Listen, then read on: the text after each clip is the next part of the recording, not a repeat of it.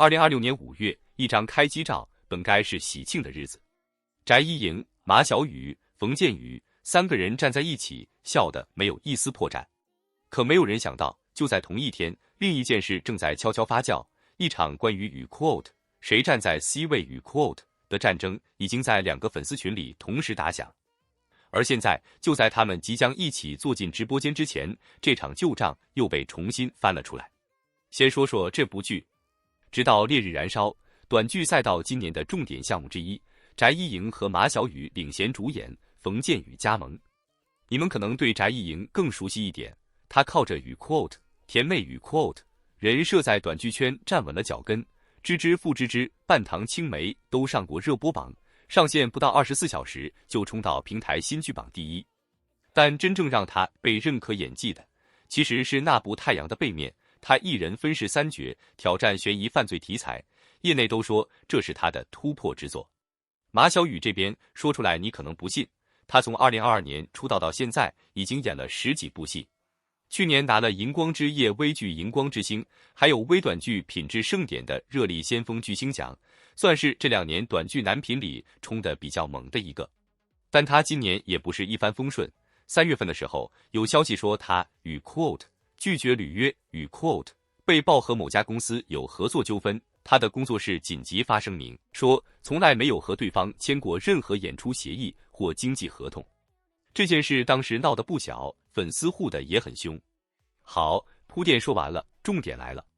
事情要从开机那天说起。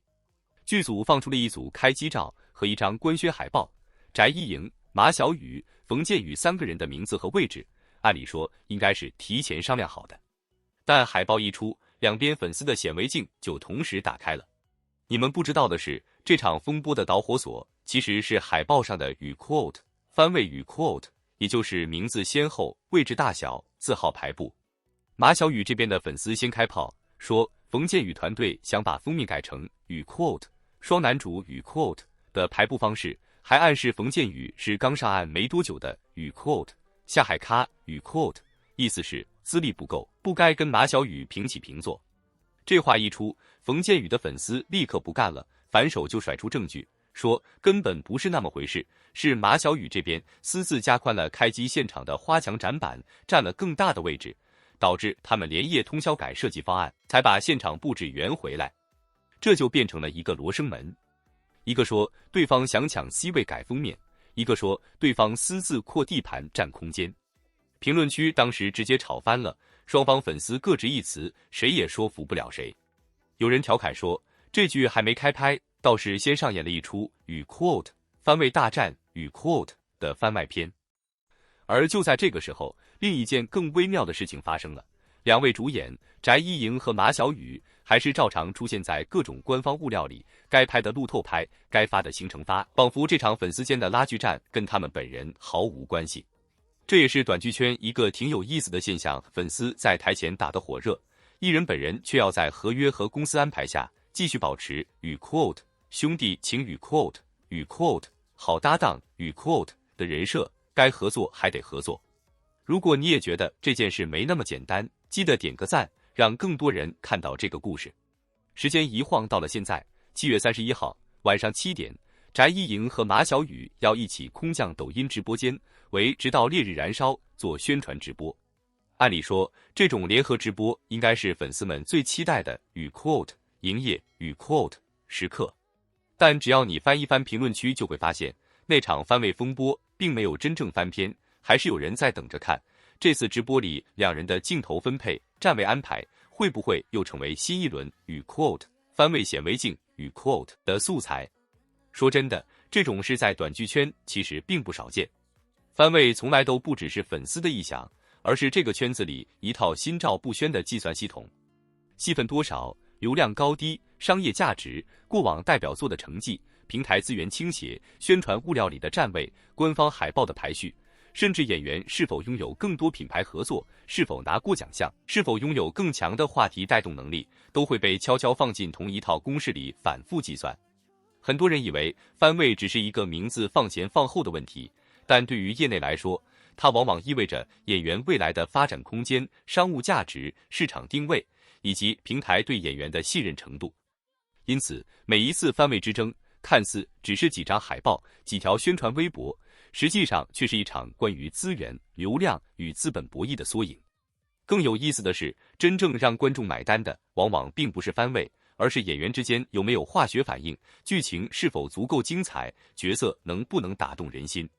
很多曾经被看好的一番大制作，最终成绩平平，而一些原本并不被看好的作品，却因为演员默契十足，剧情节奏在线，最终实现逆风翻盘，成为年度爆款。所以，番位能够制造热搜，却未必能够制造口碑，能够吸引第一批观众点击，却留不住真正愿意追剧的人。对于普通观众来说，他们更在意的是故事是否精彩，而不是片头字幕谁排在第一位。遗憾的是，在如今流量竞争越来越激烈的环境下，关于番位的讨论反而越来越容易盖过作品本身，这也是不少业内人士一直感到无奈的地方。评论区告诉我，如果是你，你会站在哪一边？你觉得演员的名字谁排第一真的那么重要吗？还是说，只要作品足够精彩，两位主演都能把角色演活，所谓番位其实根本没有那么值得争论。欢迎把你的想法写在评论区，我们一起聊聊。说到底，翟一莹和马晓宇这次的直播，与其说是一次普通的新剧宣传，不如说是一场提前被放到聚光灯下的舆论考验。直播还没有正式开始，双方粉丝已经围绕海报站位、宣传文案、主持人口播顺序、镜头分配，甚至互动细节展开各种猜测。有人担心其中一方会被压翻，有人担心平台会刻意偏向流量更高的一方，也有人认为这一切不过是粉丝过度解读。但不可否认的是，在如今短剧市场竞争越来越激烈的背景下，每一次公开同框都会被无限放大，每一个眼神、每一句玩笑、每一次互动都有可能被截图分析，甚至登上热搜。这种现象其实反映出短剧行业近年来发生的巨大变化。过去，短剧更多依靠剧情吸引观众，而如今，演员个人 IP、CP 热度、社交媒体讨论量、粉丝活跃度都已经成为作品宣传的重要组成部分。一场直播既是宣传，也是数据战，更是一场流量测试。平台希望看到话题，品牌希望看到曝光，粉丝希望看到公平，而演员则希望顺利完成工作。于是，所有人的期待交织在一起，也让一场原本轻松的直播承担了远远超出宣传本身的压力。而对于翟一莹和马晓宇来说，无论外界争议有多激烈，他们终究还是演员。今天需要拍戏，明天需要直播，后天还要继续赶通告。很多时候，他们无法左右粉丝之间的争论，也无法决定网络上的各种解读，只能尽可能把角色演好，把每一次公开活动完成好。短剧演员的工作远没有外界想象中那么轻松，他们不仅要面对高强度拍摄，还要面对舆论、数据、流量和粉丝期待带来的巨大压力。戏里，他们演绎着别人的人生；戏外，他们却不得不面对属于自己的舆论风暴。这或许正是如今短剧演员最真实也最不容易的一面。如果你也想知道这场直播最终到底会不会出现大家担心的翻车场面，双方主演又会不会用默契互动打破外界所有猜测，记得关注我们的频道。我们会持续关注这部新剧的最新动态，包括直播现场的精彩瞬间、粉丝最关心的话题，以及后续作品上线后的真实口碑和热度变化。到底这场番位争议会随着直播结束而平息，还是会演变成新一轮舆论大战？到底作品能够靠实力证明一切，还是流量争议依旧会成为最大的焦点？所有最新消息，我们都会第一时间为大家整理分析。别忘了点赞、订阅并打开通知，我们下期继续陪大家一起关注短剧圈最新动态。我们下期见。